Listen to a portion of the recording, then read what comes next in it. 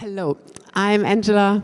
I'm from Token Engineering Academy. So I'm a crypto person, and Token Engineering Academy is the first place where you can study the design, verification, optimization of token-based economies, which is a combination of computer science, of economics, game theory, since we have can design systems and apply and draw from disciplines like the engineering disciplines, control theory, where we model and simulate systems.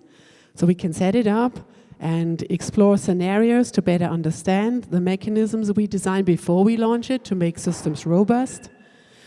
We have data available in a granularity that we never had beforehand, so we can run data analysis as well as even AI reinforcement learning to detect patterns, to automatically stabilize the systems we have. And last but not least, since we are not only talking about physical systems or electronic systems, we have a social layer, we have humans in the loop. So we also need political science.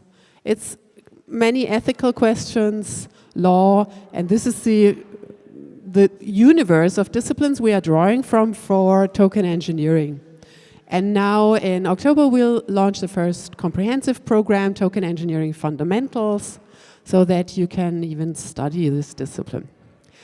Now, I want to run this talk. Actually, I don't want to run a talk. I'd like to have a conversation because, this talk was announced on the opportunities in funding purpose-driven networks and communities. And I wonder, I guess in many of the conversations you are having during this conference, during these meetings, we are discussing tokens, as in this talk just beforehand and in many others. But I wonder, I would love to have your opinion. What do you see in your community or in the talks? What's the promise associated with tokens? Why would any community want to have a token? Yeah. Would you like to join me? Okay, my guess would be that people would like to use tokens in order to be able to objectify exchange of values. Maybe there's also the wish of taking away the messiness that human transactions and interactions often bring. So that would be my guess, among other things. Two super interesting aspects you mentioned here. Avoid or limit the messiness in human transactions. And the first one is maybe assign a value, objectify a value. This super cool two first aspects. Just my thoughts on it, and feel free to add yours and join me on stage. Objectify the value. This is something where I see a really big potential in tokens. Not only, there are activities where we can objectify a value, meaning it's a comparable service and we can give it a price. Then we can, of course, have markets and use market mechanism to also have a price evolving over time. And we even can, and here I would not say objectify, but we can assign values that hasn't been visible. I'll give you one example. There's a mechanism called praise used in communities just to, the starting point was actually saying thank you. Appreciate a certain activity in a community.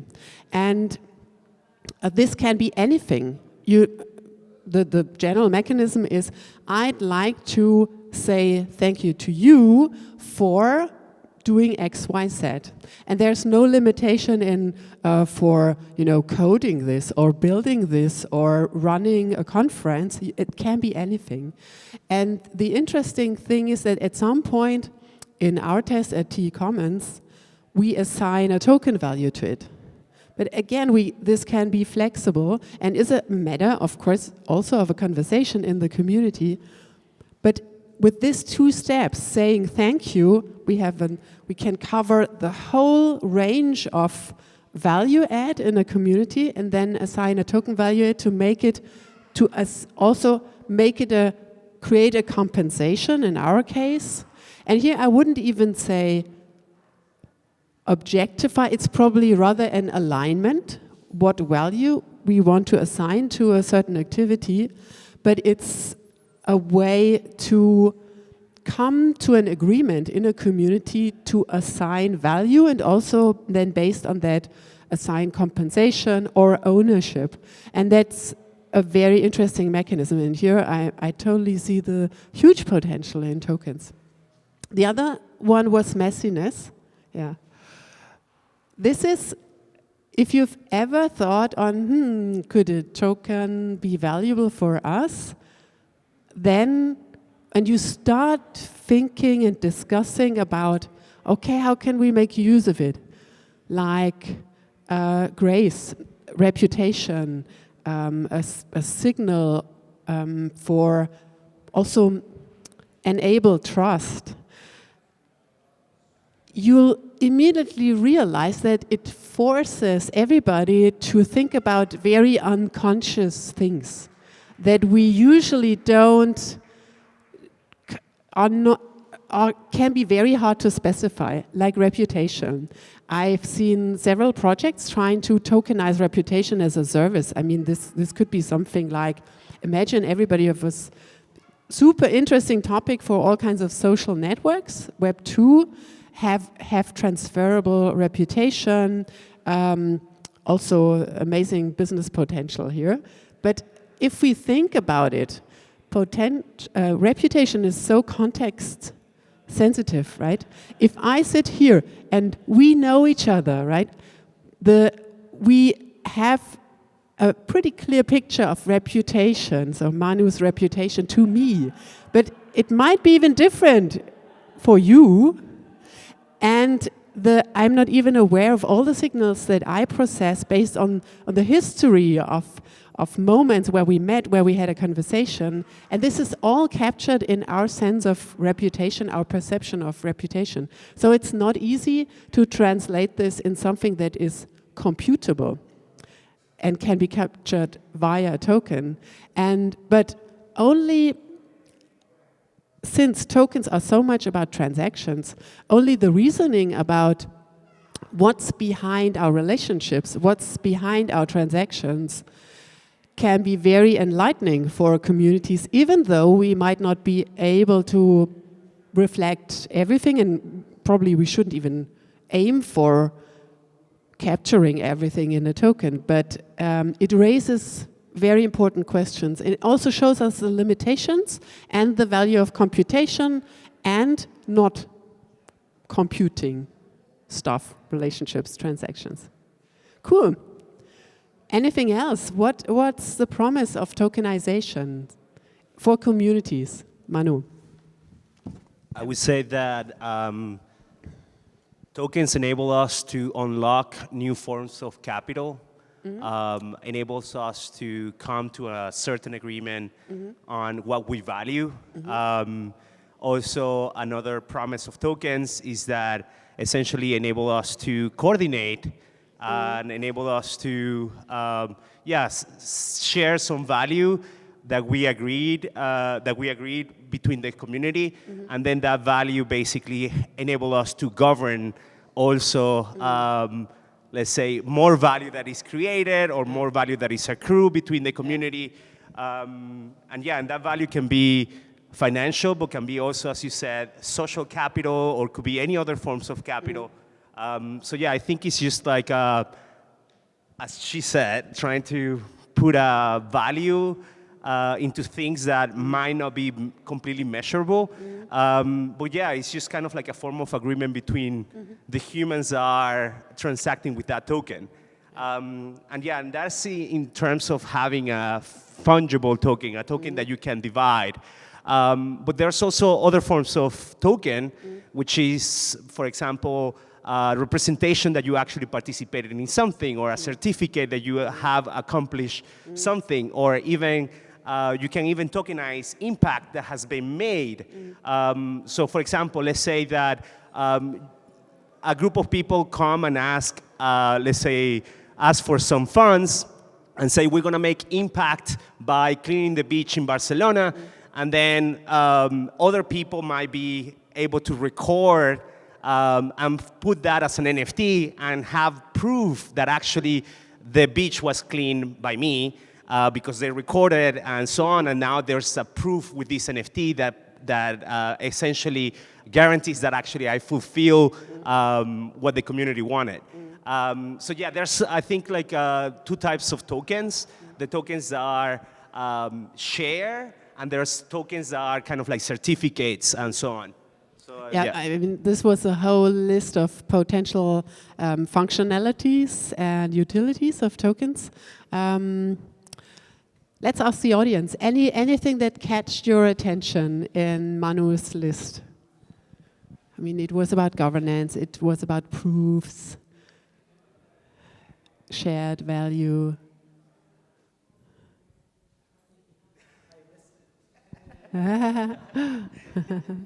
Just feel free to pick one that you'd like to discuss, question. Yeah. Thank you. Can you have both?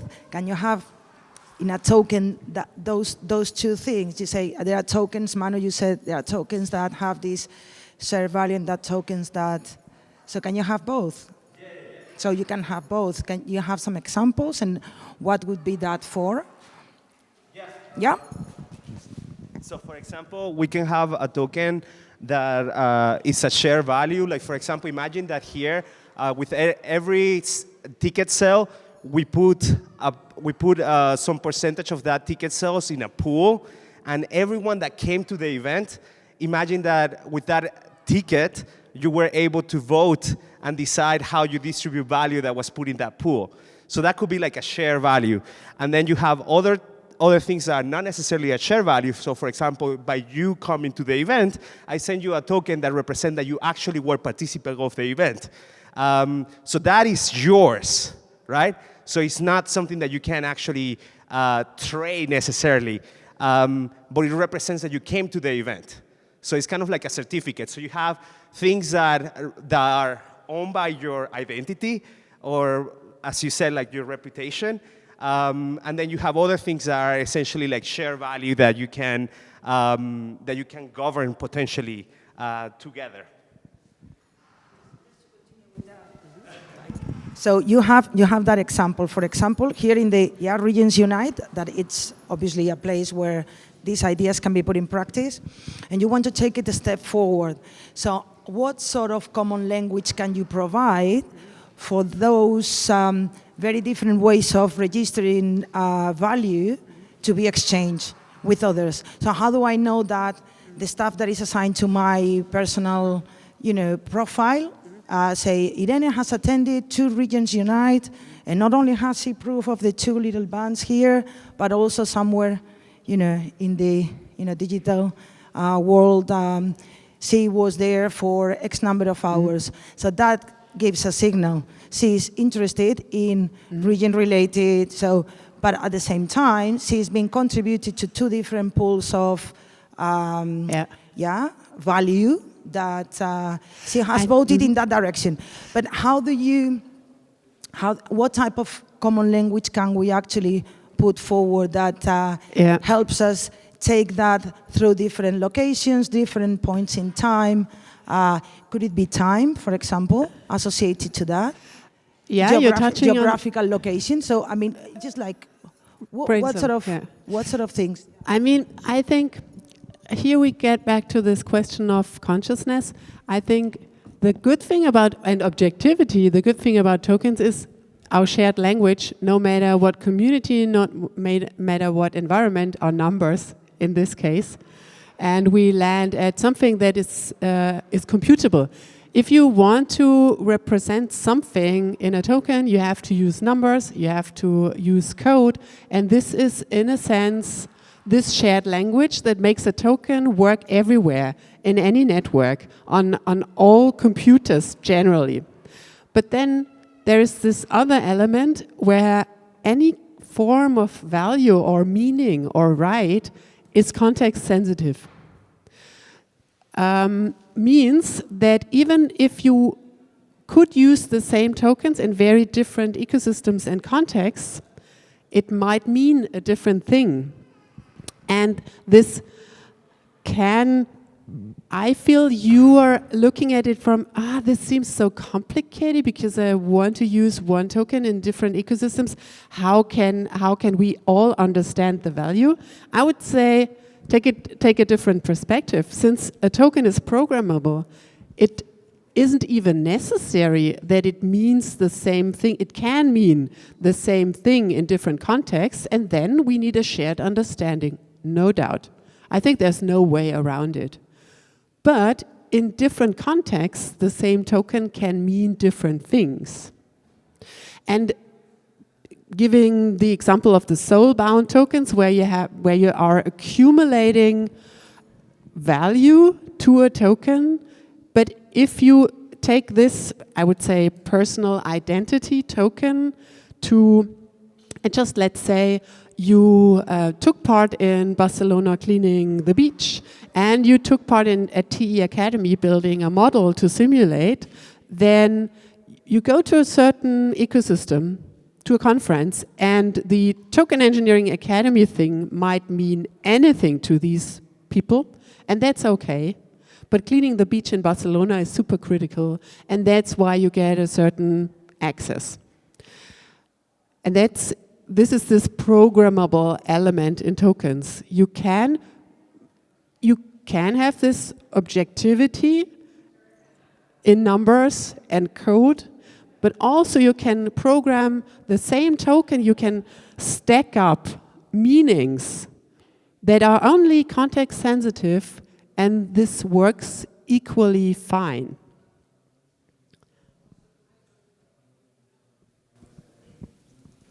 Yeah. Thank you very much. It's very interesting, and I agree with everything that you said, but I have a question. What about regulation and tokens?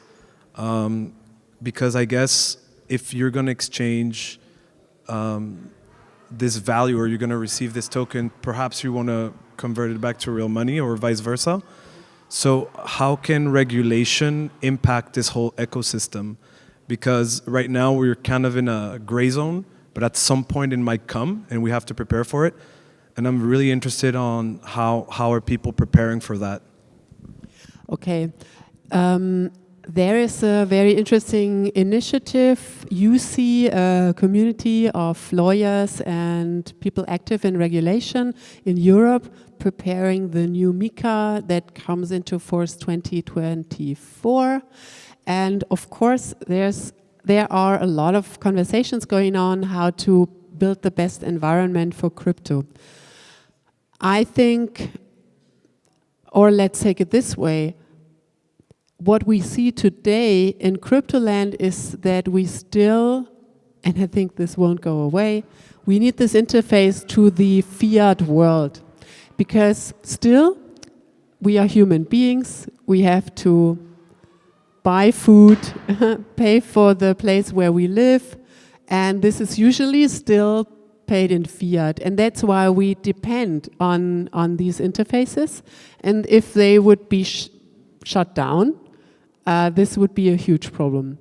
On the other hand, there's so much value already being done in tokens as a closed ecosystem, just exchanging value in forms of contributing code, contributing with knowledge exchange like a conference like this, or other services that we provide within the community where we use a token for accounting basically, and we don't even need fiat.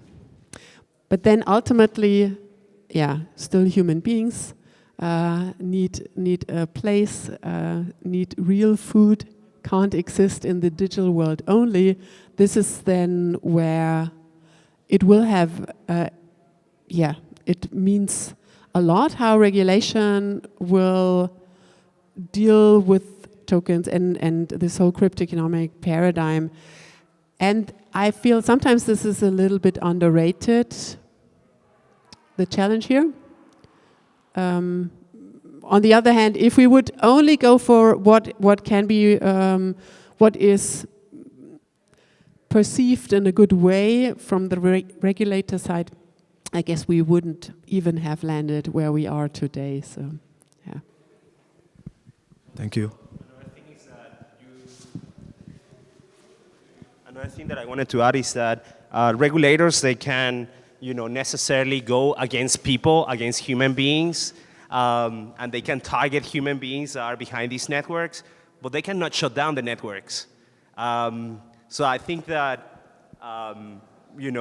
we are living in a moment where we are starting to understand that this goes beyond the nation states. This goes beyond these imaginary lines of division that has been imposed on us with fear and with guns and with, these systems that actually extract value from humans. So yeah, I think that right now we just have the opportunity of creating alternative systems that obviously they can shut down by coming and targeting directly the people, but not necessarily the network itself. And that's kind of like the promise of this, hopefully. Any other, the promise of tokenization, anything else that you'd like either to discuss, question? Let's go.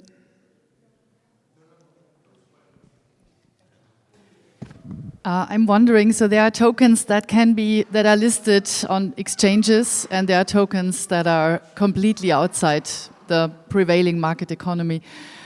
Where do you see the difference? Do you see a difference in the way these tokens are being used?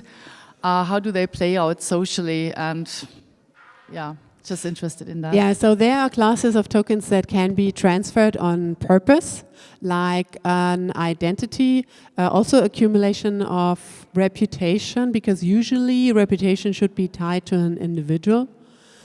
And then they are made non-transferable on purpose, meaning you couldn't trade it within your community or on a secondary market.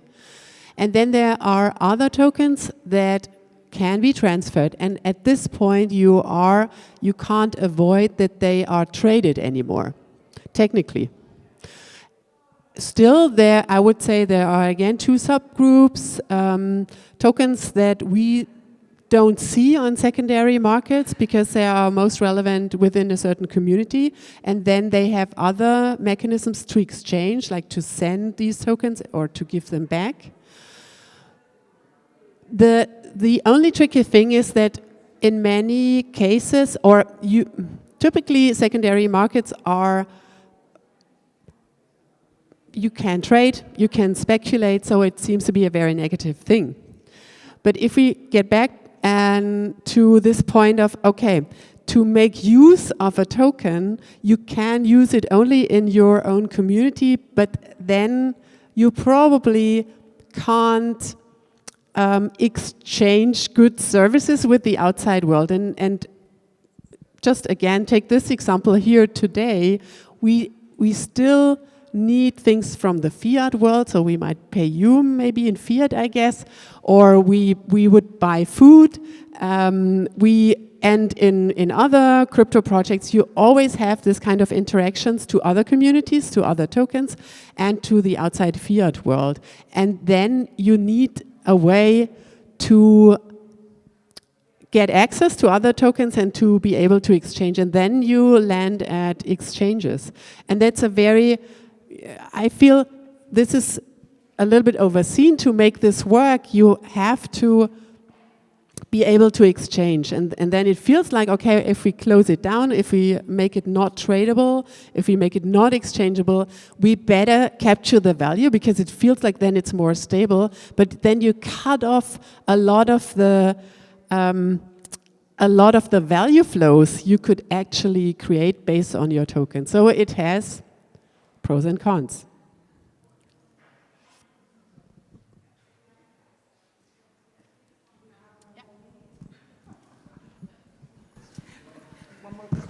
small question. So value flows. So I was thinking what would you need a token for if you want to actually visualize and make tangible value flows? And what are the things that you can do with that? Because there are many different topics that are related here, because the legal question is very important. You talk about paying food and paying, we need to do it. We need to live, we need to eat, and that's, unfortunately, we still need fiat currency to do that, most cases. But then if we want to set up a business, for example, or an organization, we need a legal structure that doesn't get you into trouble. If you want to use a token, sometimes you can get into trouble. So tokenizing value flow seems to be, I'm asking, a safe way to start operating in this space, keeping the connection with the fiat world basically open, or having two accounting systems that run in parallel. Yeah. Because there was a couple of sessions before when we were talking that we need to unlearn a lot of things to start operating in this new financial, legal, and social infrastructure that is, let's say, potentially sustained or improved by these technologies. I don't know if I'm saying too many things, but I get your point. Yeah. So there's this, I would say, two very different sides to it. One is the vision and what we can enable with tokens, and the other one is the very practical questions. I think I would love to encourage you to explore what could a token mean and create, and what you could build with a token in your community. And then I would encourage you to forget anything beyond your community and just think about what can we encourage, spark off, enable with a token. Like we can assign not a totally objective value, but we can assign value to certain activities or contributions in our own ecosystem. And we can grant certain rights, ownership rights, decision-making rights. We had this topic of reputation. And a good starting point there is forget about anything beyond your community, because only then we had this, it's context related. Your community is the context, and there you have the full creativity to do whatever you want. You can, the least complicated thing is the code of tokens. You only need a couple of lines of codes. The most important part is to come to this idea, to this design of a token, and start small with something very simple, and just take it as a game, try it out as an experiment. And at this point, you don't have to worry about regulation. It's just really like create a game for your own community and see what happens, because anything you might do could have an impact on people's behavior, on people's motivations. And it's important to try out a lot before you even, assign a monetary value. And then the next step could be you use it for internal accounting. So you don't have an interaction with the outside fiat world. You're just using within your community to reward or to, again, grant rights, to structure, and maybe also to be more conscious about the things that happen in your community and to make it more observable. And then the last step might be that you set it up in a way that is suited for interactions with the outside world, for example, with fiat or with all other kinds of, getting funding from the outside world, the decision to set up a foundation, what's the right jurisdiction. That's a lot of complicated stuff and legal talks today. That's why it certainly should come last, and you should be aware, if you really want to make it work, this needs efforts in terms of time. You might need to set up a legal entity that you never had, and this is an additional big question for communities. So But this shouldn't be the starting point. So don't worry about regulation. Rather, spin up experiments in your community, use it for accounting, use it for observability, and start there. My recommendation. Any other questions? Yeah. So what would be the most viable token, the MVT? Like Most the MVP viable? of tokens, yeah. How would you start your token engineering? Like just to test. What's the MVP of tokens? Okay. Now let's talk about community tokens. I mean, there are other kinds, thinking of DeFi, and where scaling is a super important question. Let's talk about the community context where you want to make it work for a community. Here, the social aspect is really important. As I said, any token might have an impact on the behavior, on what's going on who might be attracted or most visible, and that's why I would say just try to shoot it. Have at least 20 people. Less is a bit, limited insights. Have 20 people. Create something like you can do it even on a piece of paper, and try to come up from what do we try to reflect here? What should be the mechanism? What is the relationship we try to embed in a token? What could be the mechanism? And just try it out. And so again, I'm going back to this praise that we tested. This was nothing more, nothing less that we had like a whiteboard where we registered the thank you. So whenever somebody wanted to say thank you to somebody else, we noted who sends the thank you, who got the thank you, and for what. And this way we just captured this exchange of value. And in a second step, we assigned monetary. I mean, this was also a virtual, at this point, totally virtual monetary value. But then you suddenly make interactions observable and discussable, right? You were able to discuss, is this really valuable? Is this something, is this moving in the right direction? Or is this encouraging a behavior that we actually don't really like to see? Or do we have insights that are totally beyond expectations? And this way, you start to understand what you're actually trying to create, and you start to understand the impact it might have. And then you can take the next step and make it something that is embedded in technology. In our case, we already had a Discord. You can create a bot that is tracking this in an easier way. This is basically also just a database. And only in the third and fourth steps, we brought it to the blockchain where this is registered in an actual crypto token, and then today is also tradable, but there were many steps in between.